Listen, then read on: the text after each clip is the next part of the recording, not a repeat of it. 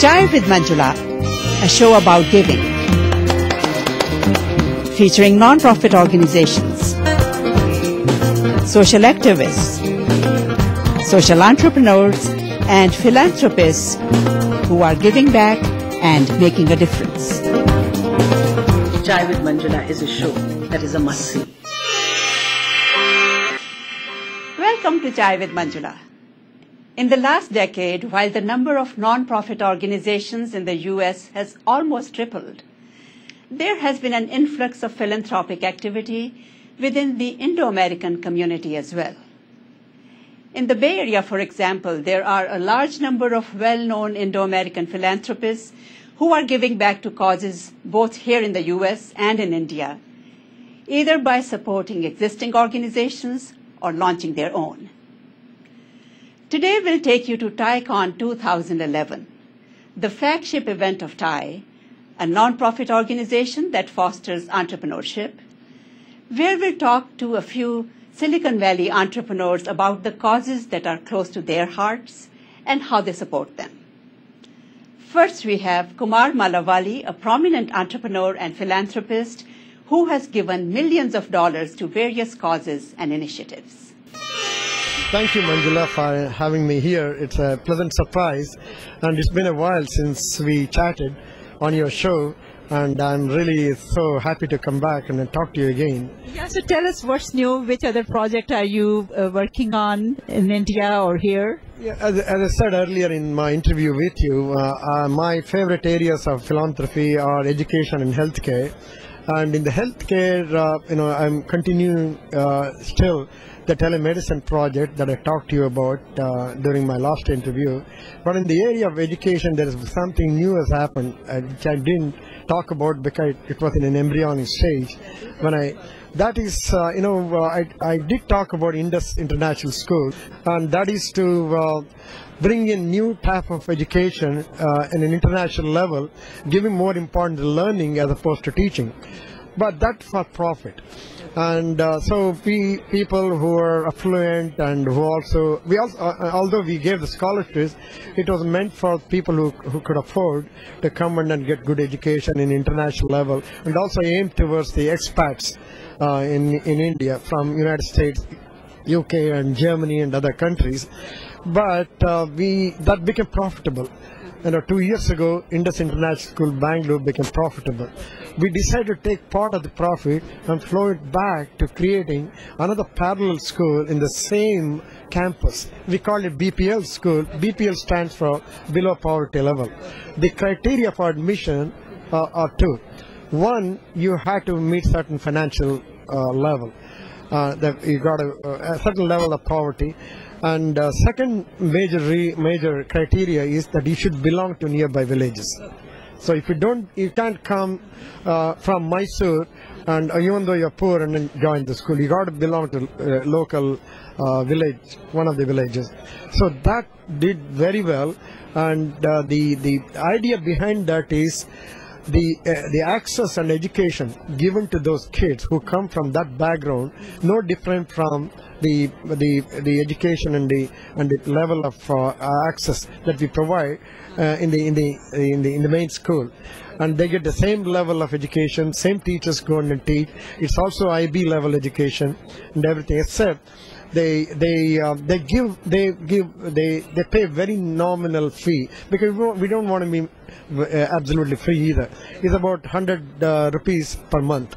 That's nothing. 100 rupees per month, and then they get the access, and there's a separate building, and they sit there, the classrooms are there, and the sport facilities that belong to the main school are also accessible to these kids. Now, since we started 2 years ago, we have nearly 250 students now, and some of them are excellent. I visited them last April when I visited in India, and they're extremely bright, and there's no difference between the kids coming from that background and kids in the main school, except they come from a very poor background. The Indus International School is situated in a place called Sarjapur in Bangalore. The school is there. We have 42 acres campus. We had enough land to build this school entirely for this purpose. Yeah. So that's something new that happened. Great, Kumar. I congratulate you for the work that you are doing and wish you continued success with all your endeavors. And nice to see you. Thanks for the opportunity. To learn more about Kumar's work, you may watch our show with him from last year at our website or on YouTube. So instead of improving classrooms in teachers, maybe eliminate classrooms in teachers. That's a radical way to think about it. My wife works on a non-profit full-time called CK12, which is working only on education. It's a non-profit effort. But I have some ideas how that might eventually evolve. First, you have to get into the systems, and then you have to infiltrate and explore the system. I think that's possible. Unfortunately, we don't have enough time. One of the keynote speakers at the conference was Vinod Khosla, co-founder of Sun Microsystems and famous venture capitalist who recently pledged to give half of his vast fortune of $1.4 billion to charity. We caught up with him for his message to entrepreneurs, and this is what he had to say.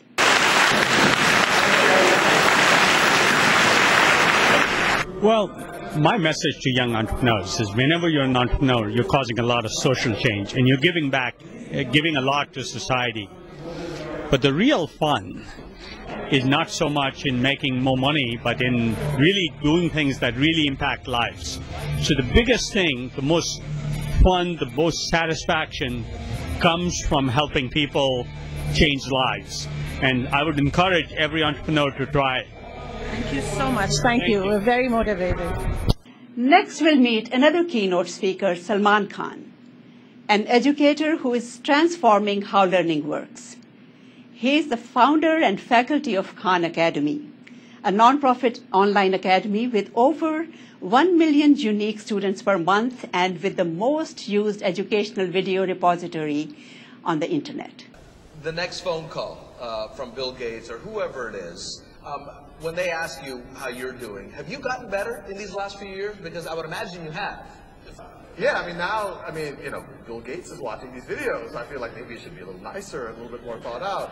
But I think one of the things that captured people's imagination early on is that it does feel personal. It does feel like there's just this guy recording. It doesn't feel like this publishing company is doing these computer graphics and doing all of these, and you know, the next step in photosynthesis is when the mitochondria. This feels like this very organic thing, and so I think we want to make it more nicer, easier to watch, more polished, but we don't want to make it too polished, I guess. Okay, Sal, pleasure to spend some time with you this afternoon. I think I speak for the entire room. Good luck.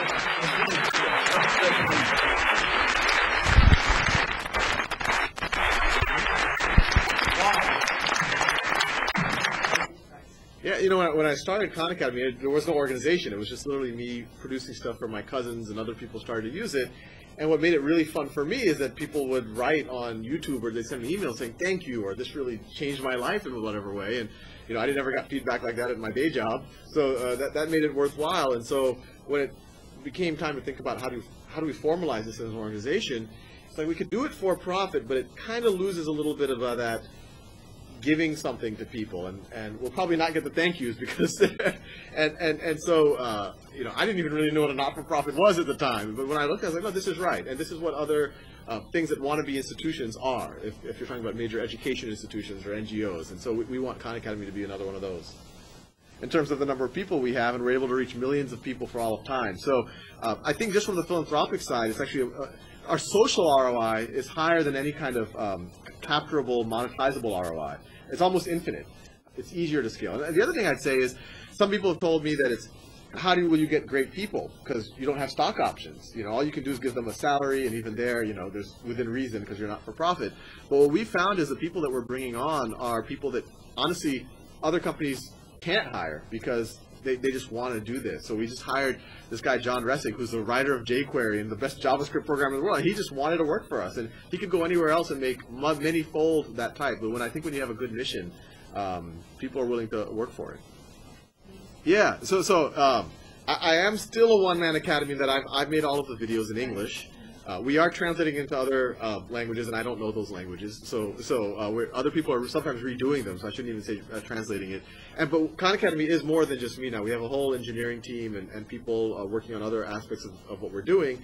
And the idea is, we're going to build out a whole software platform. Kids can learn at their own pace. Soon you're going to see kids be able to communicate with each other, so they can help tutor each other on our site. And even on the lecture side, we are looking for other people who can resonate with students and teach stuff, maybe things that I don't know well, music theory or French or who knows what. But we'll kind of see it as it comes. Yeah, the first layer of Khan Academy has been the videos. Those got popular, and that's kind of the easiest way to consume Khan Academy. The next layer has been the software, where you get self-paced exercises, teachers get dashboards and all that. We think the next layer, there's 2 million students there. And so if the video isn't enough and the exercises aren't enough, we should pair those students up so that a 10-year-old in Calcutta can maybe work with a 12-year-old in Beijing. And assuming that the language is there, that they can work with each other and help get past each other's hurdles. Yeah, language might not be a barrier. And actually, people have asked, well, how do you teach foreign language on something like this? I was like, we could probably do the basic grammar and vocabulary through exercises, but I've said that I want to do this with my 2-year-old. Just get them Skype buddies all over the world, and have them speak half an hour a week or a day with friends all over the world. I think it's free immersion. I think the message here is focus on creating the value more than anything else. I mean, even more than the business model. And then once you've proven the value, then it always does not have to be a completely monetizable one. If there's really social value there, then there might be other paths to what you're trying to achieve. We also caught up with Vish Mishra, the current president of TiE Silicon Valley. Well, of course, TiE is very close to my heart. I've been with TiE since the beginning, and it has been nothing but a very, very satisfying experience. Sharing my knowledge, my experience, my learnings with anybody who wants to listen and want to build a successful business gives me a great deal of satisfaction, and that's why I do what I do for TiE. And how is TiE making a difference? TiE is making a huge difference because TiE caters to a very, very select set of individuals, which we call entrepreneurs. As you know, there are only 2% of the people who are entrepreneur, in nature. But the reality is that you don't know which 2%, but there are only 2%. So we have to talk to anybody. We will give anybody advice, and hopefully that may are the 2% people who will really go on to build successful businesses. So that is one thing that we do. So we cater to a very select set of individuals, and all we talk about, we give them inspiration, we give them information, we give them education, we prepare them for venture readiness, and the new program that we also launch, if we feel that they are really ready to launch a venture, but they are hamstrung because lack of seed capital, so we launch a TiE Angels program, where at least we want to put them on the first rung of success ladder by giving them like up to $500,000 worth of seed capital. So this is the one good thing that we do all around entrepreneurs. So any program that we conduct at TiE, if it does not meet those 5 criteria, that means that is not the program for us. We're not a cultural association, we're not a religious association, we're not a political association, we are all focused toward entrepreneurs and entrepreneurship, okay? So in that way, we really, serving a big need of society, who can go on to build successful businesses and then in turn give back to the community that they live in, okay? Right. So you're grooming and nurturing entrepreneurs, creating wealth, creating jobs, and then in turn also then they are giving back. Yeah. So it's a complete cycle. Yeah, the economic well-being and as a result the social well-being, okay? Yeah. Okay. So what else?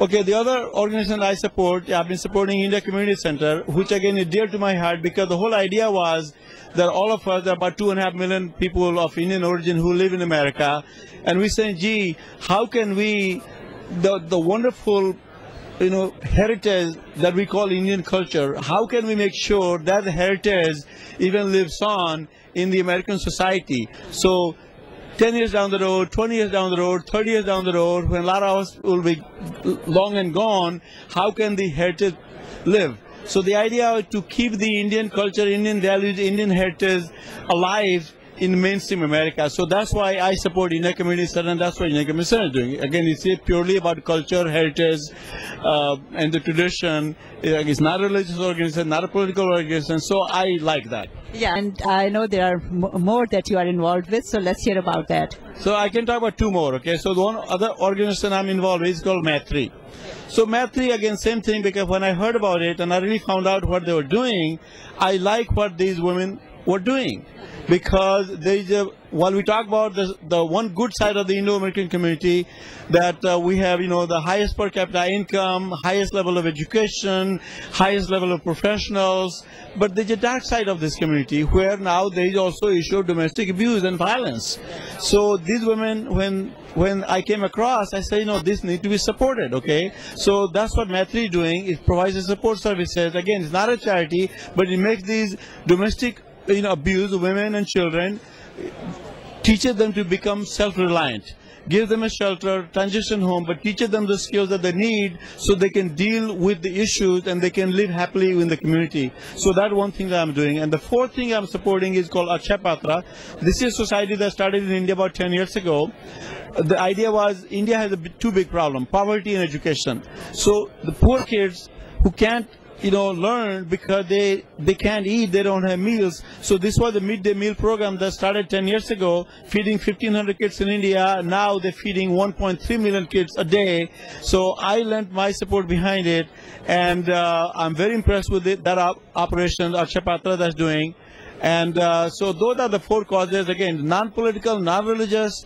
It all had to do with, the issues with women, issues with children, issues with education, issues with entrepreneurship, issues with the social well-being of the community. So those are the things that are very dear to my heart. Yeah, you have it all covered, and all of them are wonderful initiatives. And the best part is you do it with a smile. Thank you. Okay. Thank you, Manjula. Thank you, Vish. I really appreciate spending time with you. Okay, and good luck with Chai with Manjula. Okay. Thank you very much. Thank you. The legendary singer and composer from Bollywood, Shankar Mahadevan, was also there as a special guest performer at the banquet, as well as an entrepreneur who has launched an online music academy. I am here at TiEcon 2011, and my guest is Shankar Mahadevan, who is here as a guest artist tonight and also as an entrepreneur who has started the Shankar Mahadevan Online Music Academy. And he's also very passionate about certain causes, so we'll be talking to him about that. Shankar, welcome to Chai with Manjula. And it's great to see you here as an entrepreneur today, and later on at night as an artist who will be performing, and we are looking forward to it. So tell us about this Shankar Mahadevan Academy, because there's a lot of stir about it here in the Bay Area, because we have a lot of music lovers here and they would love to know about it. Well, Manjula, the thing is, when I was learning Indian classical music, I always felt that, I wanted to structure it a little more, the teaching methods. And I wanted to get into music education in some way. And I got an opportunity when I met my technology partner, Sridhar Ranganathan, who was also a co-student with me in my engineering. I did computer science engineering, and we passed out. After 15 years, I met him, and we decided to do this online music academy where we are eliminating space completely. So the only thing that this thing does not have is a physical structure or the building. Otherwise, it is like any other academy. Now, when you go into any educational institution, what you access is your textbooks, which are available to you, and you can access them at any time of the day, 24/7.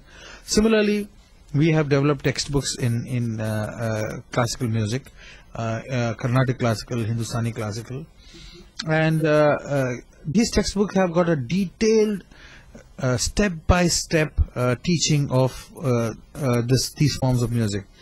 So they have lessons. They are all pre-shot videos of wonderful artists teaching you how to sing, and they give you your space to repeat it. It's a self-learning tool. You just watch the video and you learn it.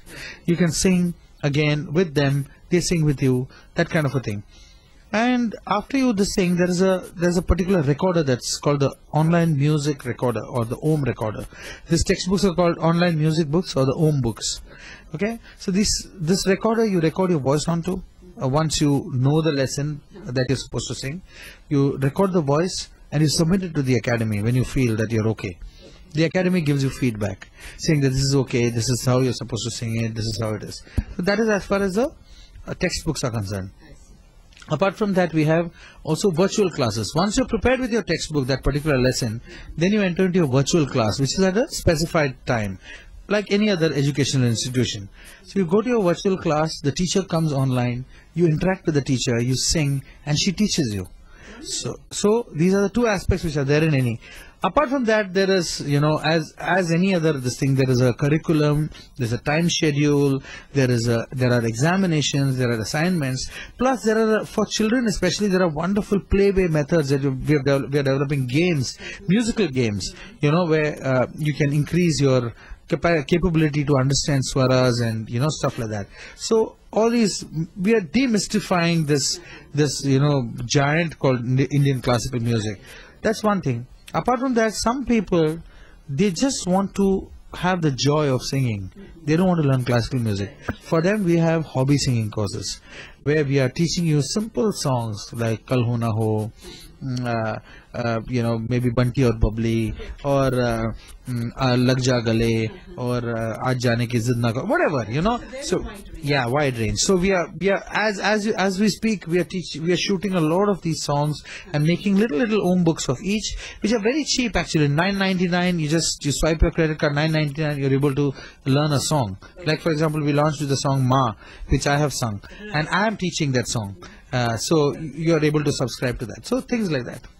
That sounds wonderful, and especially for NRIs who feel so disconnected and isolated when they move to the US or other countries. So this will really help them a lot. And in the Bay Area, we have a very large population of music lovers, and you will certainly find so many students from here. So I'm glad. And how do they sign up, and how do they look you up? It's very simple. Just www.shankarmahadevanacademy.com. And you're in. You just have to enroll. That's it. Okay, wonderful. And now I would like to know what social causes are close to your heart, and if you are supporting any, and why. Well, being a musician, I think music is such a wonderful and powerful tool to communicate. And I really feel that there are so many causes in this world which we can associate with music, because music it becomes a medium to create awareness amongst people, to change people, to touch people's hearts.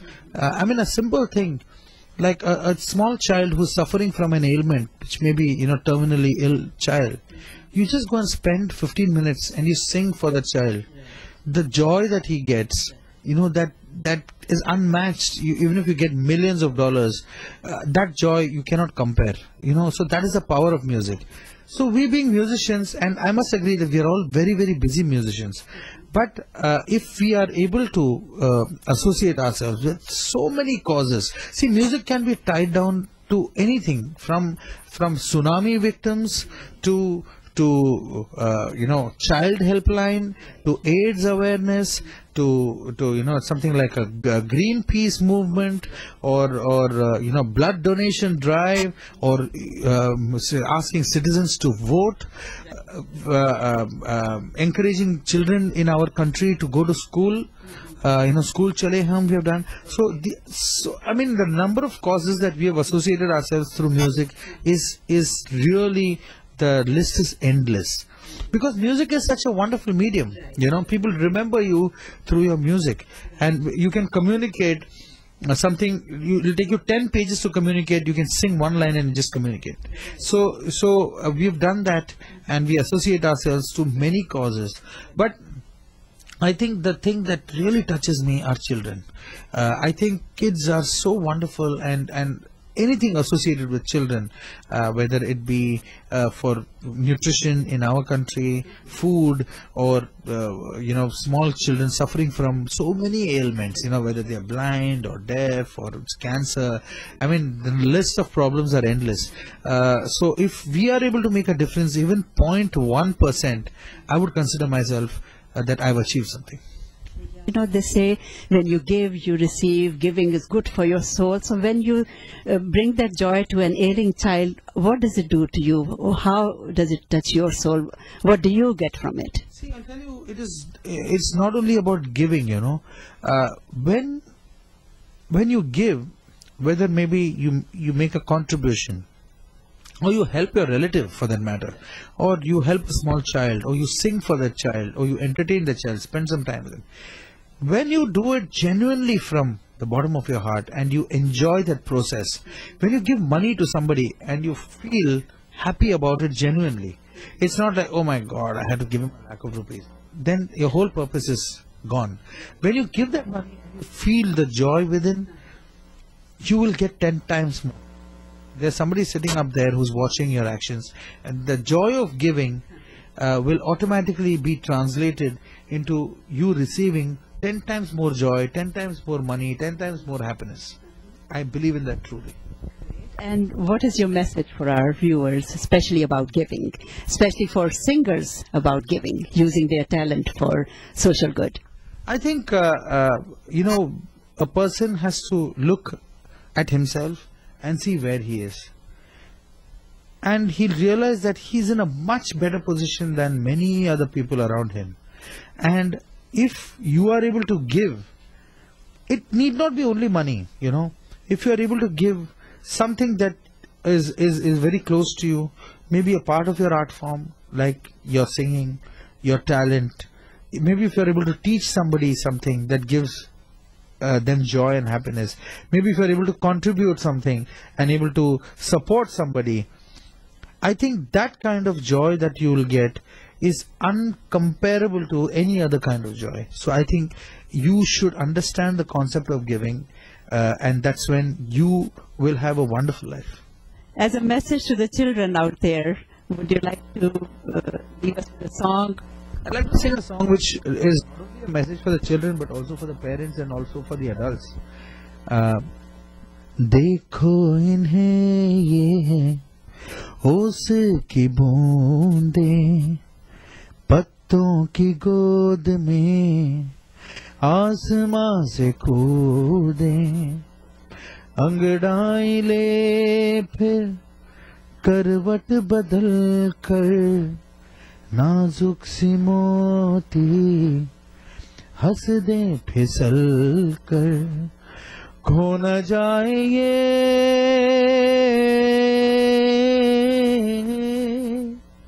तारे ज़मीं पर. Thank you, Shankar. You're awesome. Thank you so much for giving us time, and we are looking forward to your performance this evening and to your academy. I sure will enroll also. I'm a music lover, and I know lots of people in the Bay Area are blessing you for this. Thank you very much. Thank you. Thank you. On that melodious note, we conclude the first segment of our show about the Thai entrepreneurs giving back. Next time, we'll talk to a few other individuals that we met at TiEcon 2011. You may watch this show again on YouTube or chaiwithmanjula.org. Thanks for watching. I'll see you next time. Hi, this is Shankar Mahadevan. You're watching me on a show called Chai with Manjula, a show about giving.